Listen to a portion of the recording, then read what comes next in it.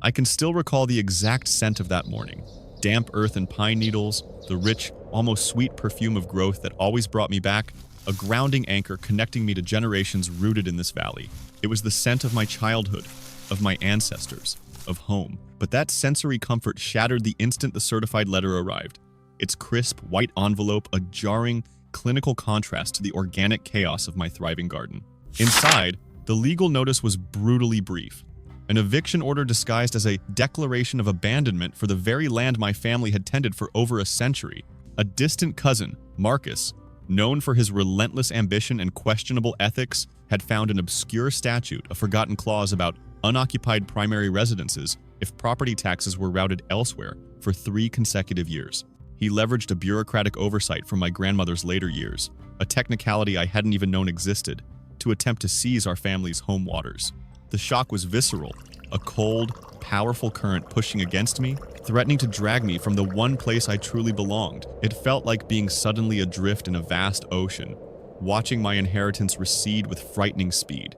But the thought of letting it go never truly took root. The immediate shock receded, replaced by a strange, almost surreal quiet. Outside, their frantic calls and accusations swirled, a chaotic storm I observed from a distance. Inside, a different stillness settled, not despair, but a nascent, cold clarity. My emotional reaction, sharp as it had been, crystallized into quiet resolve. This wasn't revenge I sought, but a necessary journey home. My home waters were occupied, yet they were still mine. Like a salmon gathering strength, I observed the currents objectively, charting the immense challenge ahead. This new landscape demanded more than emotion.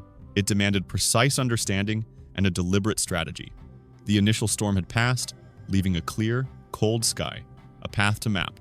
Unrolling the brittle parchment, I traced my great-grandmother's signature on the 1928 deed. The faint ink still held the weight of generations, a tangible thread to the home waters my family had tended for nearly a century.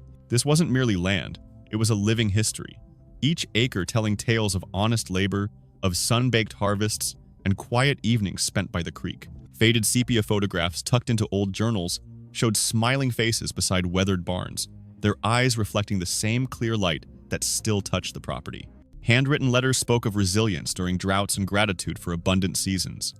Simple wisdom flowing through every carefully chosen word.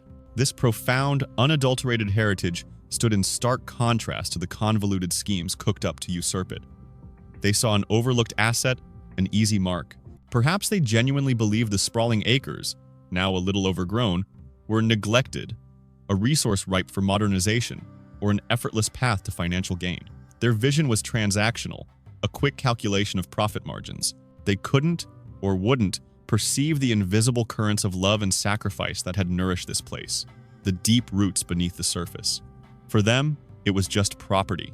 For us, it was the very source of our identity, our family's quiet, enduring testament. Understanding these hidden depths, the true source of what was stolen, became my compass. If they sought to redirect the river, I needed to know its origin. The immediate shock had a strange effect, clarifying everything. While they times loudly announced their annexation, drawing lines on maps and boasting, I was quietly sharpening my focus. This wasn't about revenge, but absolute reclamation. My resolve, once dormant, snapped awake. A primal, undeniable pull. If you've ever felt that deep instinct to reclaim what's fundamentally yours, you know this feeling. The first critical step was understanding the battlefield. Days blurred into nights of meticulous legal research, untangling property laws and precedent. I allocated a significant portion of savings, not for confrontation, but strategic competence. A substantial 5-figure retainer for Sarah Chen, a specialist property attorney known for quiet precision. My strategy would be invisible, methodical, designed to move against their loud current. They moved with noise. I would move with unshakable intent. The papers I would eventually file would speak for themselves. But first, I gathered resources, piece by careful piece. While they settled into their predictable routine, convinced their latest venture was untouchable, I was already methodically dissecting the very foundation it stood upon. My days became an organized pursuit of facts, downloading screenshots of public land records, cross-referencing archived zoning permits from 2018, and patiently enduring recorded phone calls with obscure county planning departments. Each call often ended with a promise of a return call in 3 to 5 business days or a requirement for certified mail, small bureaucratic frictions designed to deter. But I was not deterred. The superficial calm they projected stood in stark contrast to the quiet, legal storm brewing beneath. The real pattern interrupt came with the discreet findings from the private investigator I'd engaged. His plain report, delivered via secure email, contained more than current observations. It included a scanned newspaper clipping from 2012, a dismissed fraud claim, strikingly similar to their current machinations, involving another unsuspecting party. This wasn't merely a past indiscretion. It was a blueprint, a recurring deception they'd tried to bury. This historical detail transformed my fragmented evidence into a cohesive narrative of predatory practice, strengthening my case considerably. Each day brought a new piece, tightening the net, while they remained oblivious to the rising tide. My silence after that initial meeting, they mistook for surrender. The first ripple in their calm, however, arrived not with a shout, but with the quiet thud of a process server's knock. Within the week, certified mail delivered a package containing a formal summons for declaratory judgment, a notice of intent to contest the validity of their deed transfer, and multiple cease and desist letters regarding various assets they had already begun to liquidate. They initially dismissed it, I heard through the few remaining conduits, a mere legal formality, an annoyance easily swept away. But the subsequent lien filings on the property, now visible in public records, and the bank's sudden freeze on certain liquid assets were much harder to ignore.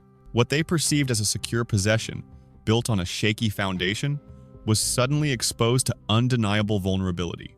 The current they thought was exclusively theirs began to shift, slowly at first, then with an accelerating pull, signaling the inevitable loss of control. The tide had truly turned.